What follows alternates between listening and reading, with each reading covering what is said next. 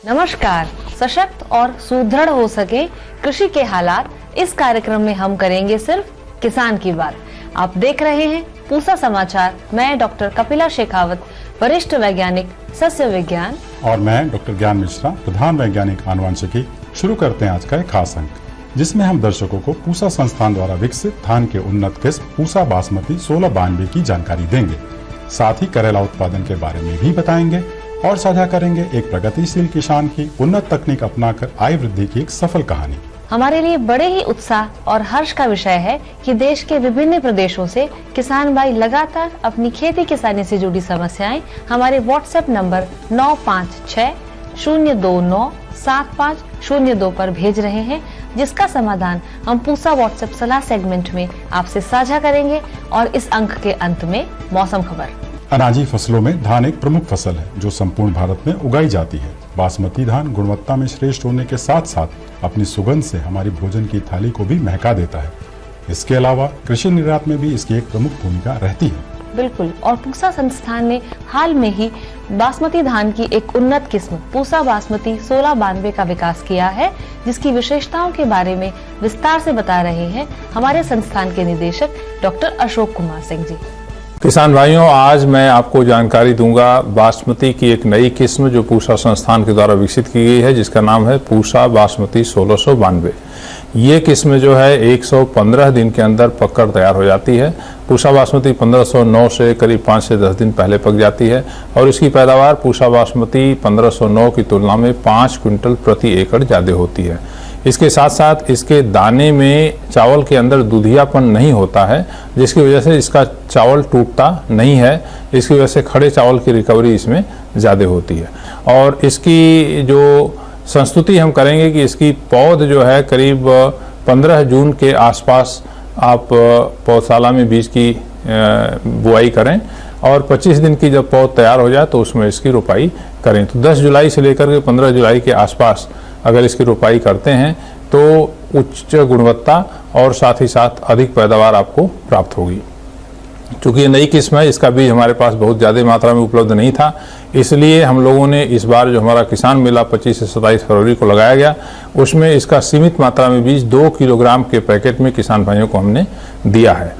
मैं अनुरोध करूंगा सभी किसान भाइयों से कि जब इस किस्म को लगाते हैं तो उसके बगल में आप 1509 को भी लगाइए और खुद लगा करके देखिए कि 1509 की तुलना में कितनी उत्तम किस्म है। प्रत्यक्षम किम प्रमाणम, आप लगा के खुद देखेंगे तो आपको पता चलेगा कि ये किस्म कितनी अच्छी है। ये काम जरूर करिए। दूसरी बात और मैं कहना चाहूँगा कि कई बार जो नई किस्म आती है तो कुछ बीज के व्यापारी लोग इसका फ़ायदा उठाना चाहते हैं। अभी 1692 को हमने किसी को नहीं दिया है। अगर बाज़ार में पूसा बासमती 1692 के नाम से कोई भी किस्म आपको बेचता है तो इसका मतलब कि आपको गलत बीज दे रहा है। किसी से भी बाजार में बीज नहीं खरीदें। इसकी ज़्यादातर संभावना है कि पूसा बासमती 1692 की जगह पर लोग पूसा बासमती 1509 का बीज आपको बेचकर और ठगने का प्रयास करेंगे। तो ऐसे लोगों से आप बचिए। अगली बार हम पर्याप्त मात्रा में इसका बीज आपको उपलब्ध कराएंगे। और जो किसान भाई 2 किलो बीज ले गए हैं, वो जो बीज उससे जितना पैदा होगा, मैं तो कहूँगा कि 2 किलो से आप 1 एकड़ में कम से कम रोपाई करिए, थोड़ा सा दूर दूर रोपाई करिए और उससे जो बीज पैदा होता है उसको बीज के रूप में अगले बार प्रयोग करिए और अपने साथी किसान भाई जो हैं आपके गांव के, उनको भी वो बीज दीजिए ताकि सभी लोग इसका फ़ायदा उठा सकें। बहुत बहुत धन्यवाद। करेला एक प्रमुख ग्रीष्मकालीन सब्जी की फसल है जो महत्वपूर्ण पोषक तत्वों तथा औषधीय गुणों से भरपूर होती है। संरक्षित खेती द्वारा करेले का उत्पादन साल भर किया जा सकता है और सीमित क्षेत्र से अधिक आय भी प्राप्त की जा सकती है। इससे संबंधित जानकारी दे रहे हैं हमारे संस्थान के विशेषज्ञ डॉक्टर टी.के. बेहरा।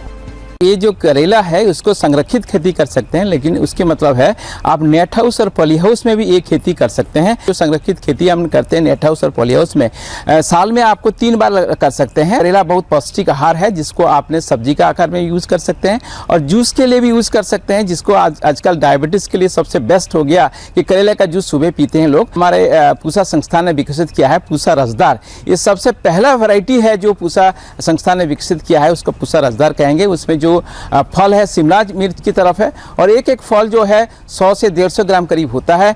और इसकी जो गुद्दा है वो बहुत अच्छा होता है, नरम होते हैं, जिससे कि आपको जूस जो है अच्छा निकलती है। और इस गुद्दे में से आपको कम से कम जो है 80 से 85% कम से कम जूस मिलती है।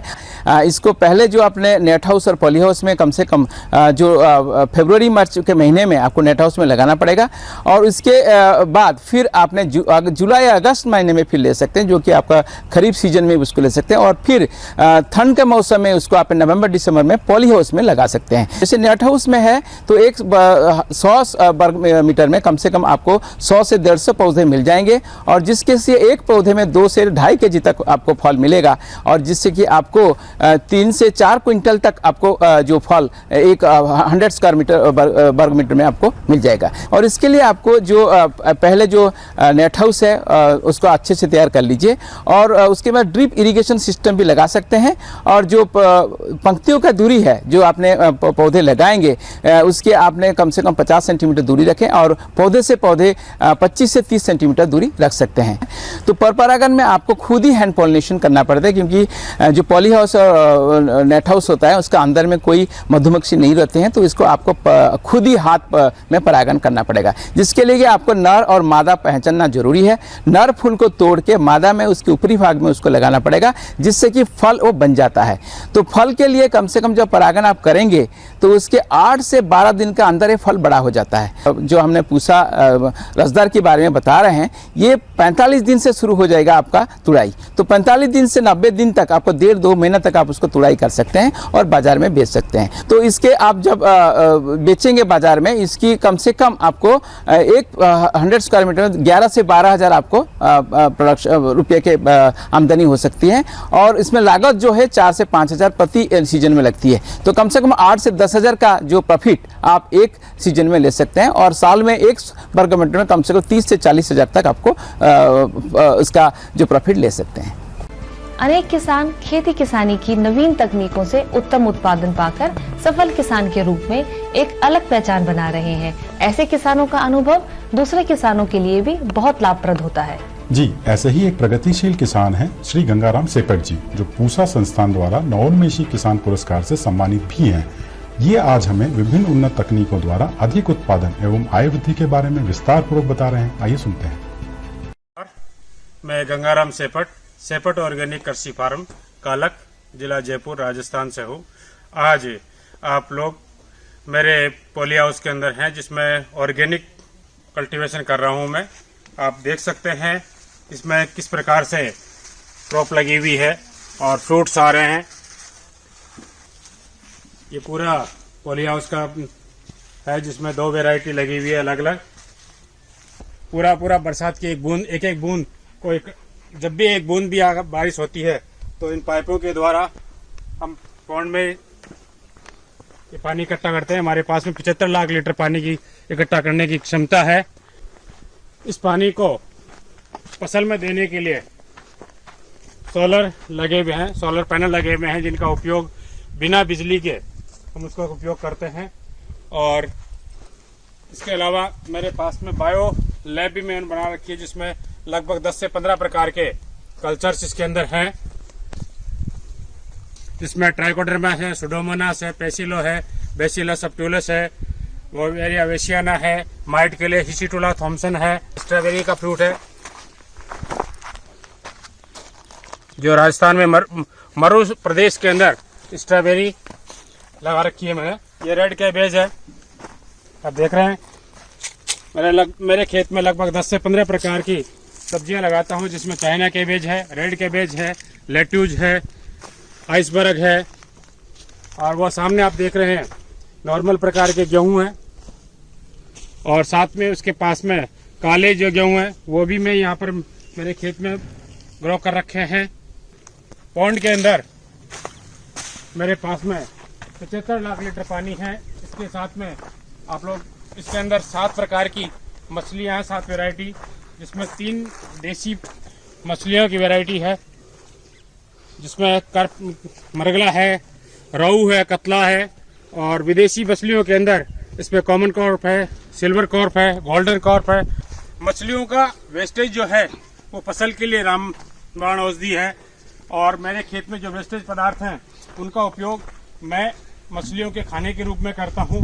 साथ ही आप देख रहे हैं मेरे खेत में 7 प्रकार की बहुवर्षीय घासें लगी हुई है, जिसमें ये नेपियर घास है, ये मोरिंगा लगा हुआ है, गिन्नी घास है, को5 है, सुपर नेपियर है, TSH है और केन घास है। ये कितना शानदार TSH घास है।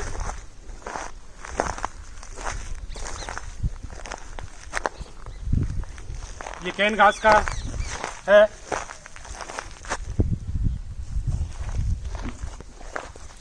और ये को5 का है।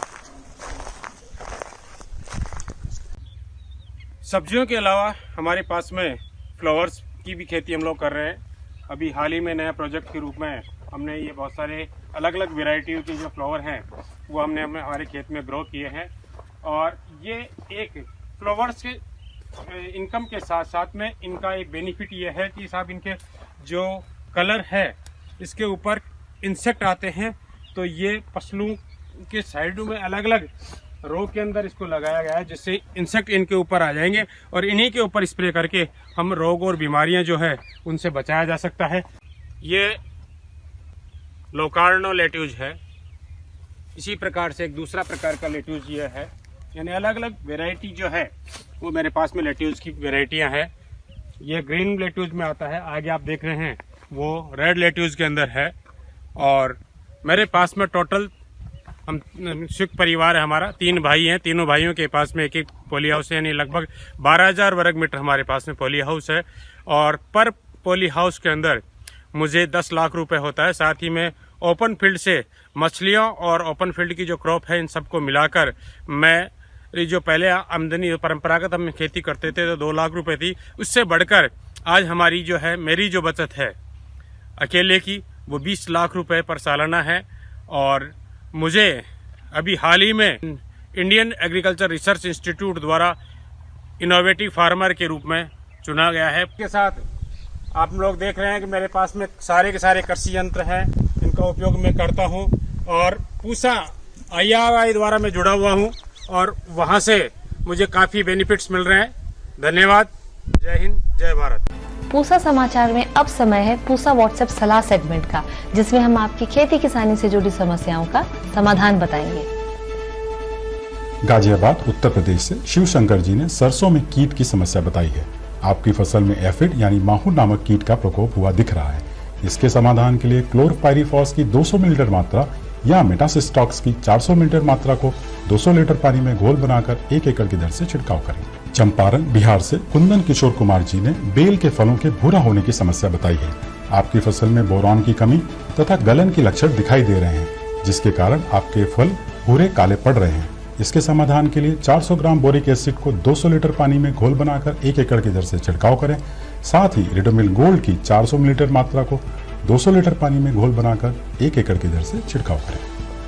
जींद हरियाणा से राम जी ने सरसों के पत्तियों पर सफेद पाउडर दिखने की समस्या बताई है। आपकी फसल में सफेद रोली यानी व्हाइट रस्ट का प्रकोप हुआ है और इसके समाधान के लिए रिडोमिल नामक फफूंदनाशक की करीब 200 मिलीलीटर मात्रा 200 लीटर पानी में घोल बनाकर 1 एकड़ में छिड़काव करें और आवश्यकता पड़ने पर 15 दिन पर पुनः एक छिड़काव करें। कन्नौज उत्तर प्रदेश से संदीप कुमार जी ने गेहूं की बालियों के भूरे होकर सूखने की समस्या बताई है। आपकी फसल में झुलसा या फ्यूजेरियम हेड ब्लाइट नामक रोग का प्रकोप हुआ है और इसके रासायनिक नियंत्रण हेतु प्रोपोकर्नाजोल की करीब 200 मिलीलीटर मात्रा 200 लीटर पानी में घोल बनाकर 1 एकड़ में छिड़काव करें। आइए जानते हैं आने वाले 7 दिनों में कैसा रहने वाला है देश भर में मौसम का हाल मौसम खबर में। भारत मौसम विज्ञान विभाग द्वारा दिए गए मौसम पूर्वानुमान के अनुसार 7 मार्च को जम्मू कश्मीर, लद्दाख, हिमाचल प्रदेश और उत्तराखंड में कुछ स्थानों पर ओले, वर्षा और बर्फबारी की संभावना है। 10 से 11 मार्च के दौरान पश्चिमी हिमालयी क्षेत्र में कुछ स्थानों पर वर्षा तथा बर्फबारी की संभावना है। पूर्वोत्तर भारत, पूर्वी भारत, केरल, माहे, दक्षिण तमिलनाडु, लक्षद्वीप, अंडमान और निकोबार द्वीप समूह में कुछ स्थानों पर वर्षा की संभावना है। पश्चिमी हिमालयी क्षेत्र के अधिकांश हिस्सों में अधिकतम तापमान सामान्य से 3 से 5 डिग्री सेल्सियस अधिक तथा उत्तर पश्चिमी भारत के अधिकांश हिस्सों में, मध्य पूर्व और पश्चिम भारत के कुछ हिस्सों में सामान्य से 2 से 4 डिग्री सेल्सियस अधिक रहने की संभावना है। प्रिय किसान भाइयों, बहनों और दर्शकों, आशा करते हैं कि पूसा समाचार का यह अंक भी पिछले अन्य अंकों की तरह आपकी खेती किसानी से जुड़ी समस्याओं के समाधान में जरूर सहायक सिद्ध हुआ होगा। आप सभी दर्शकों से निवेदन है कि ज्यादा से ज्यादा संख्या में हमारे संस्थान के चैनल को सब्सक्राइब करें और पूसा समाचार के हर अंक का लाभ उठाएं। हमारे फेसबुक पेज और ट्विटर हैंडल को भी जरूर फॉलो करें। कृषि से जुड़ी समस्याएं या अधिक जानकारी हेतु हमें दिए गए नंबर पर व्हाट्सएप करें और अपना नाम एवं पता अवश्य लिखें। आपके सुझावों और प्रतिक्रियाओं का हमें हमेशा इंतजार रहता है। कृषि की दिशा में यदि लाने हो नवाचार तो देखते रहिए हमारा साप्ताहिक कार्यक्रम पूसा समाचार। आपसे जुड़ा, आपके सवालों और समस्याओं से जुड़ा पूसा समाचार का एक बिल्कुल नया अंक लेकर अगले शनिवार हम फिर हाजिर होंगे। तब तक लेते हैं आपसे विदा। नमस्कार।